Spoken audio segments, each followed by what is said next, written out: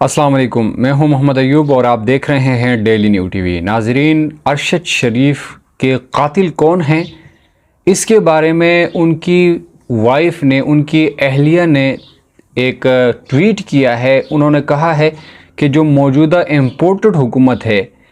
اس نے ارشد شریف کو مجبور کیا، ان کے اوپر کیسز کیے، ان کے اوپر بغاوت کے، غداری کے کیسز کیے اور ان کو اس بات پہ مجبور کیا کہ وہ پاکستان چھوڑ کے UAE چلے گئے، اور پھر بعد میں بھی ان کو فالو کیا اور UAE میں بھی ان کو اتنا مجبور کیا گیا کہ ان کو UAE چھوڑنا پڑا۔ اور اس کے بعد 24 اکتوبر کو کینیا میں ان کی اسیسینیشن کر دی گئی ہے۔ انہوں نے اقوام متحدہ سے یہ اپیل کی ہے کہ وہ ان کے جو ہسبینڈ ہیں ارشد شریف صاحب، ان کی قتل کی شفاف تحقیقات کے لیے انسانی حقوق کی تنظیم کے تحت ایک کمیشن بنائیں اور یونائٹڈ نیشن اس کی سربراہی کریں۔ یونائٹڈ نیشن کے انڈر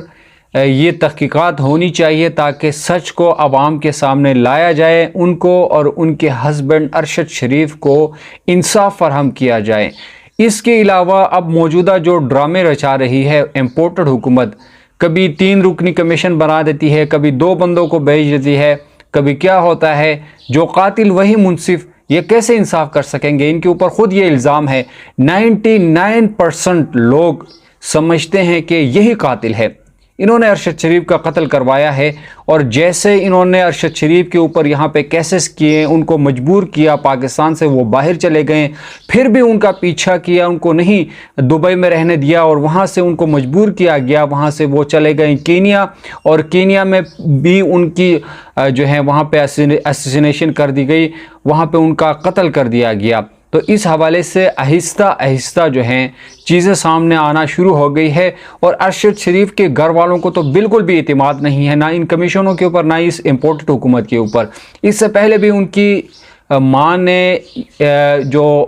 شہباز شریف نے کمیشن بنایا ہے اس کو مسترد کر دیا تھا۔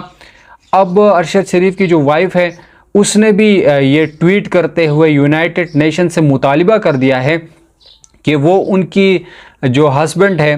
اس کو انصاف دے دیں، اور انہوں نے یہ ساری باتیں ٹویٹ میں لکھی ہے، یونائٹڈ نیشن کو مینشن کرتے ہوئے یہ بات کہی ہے کہ ان کے ہسبینڈ کو انصاف دلایا جائیں، یونائٹڈ نیشن اس چیز کی تحقیقات کریں۔ ان کا ہسبینڈ ایک جرنلسٹ تھا، اور جرنلسٹ کا کام یہی ہوتا ہے کہ سچ کو عوام تک پہنچانا ہے، اور وہ صرف یہی کر رہے تھے،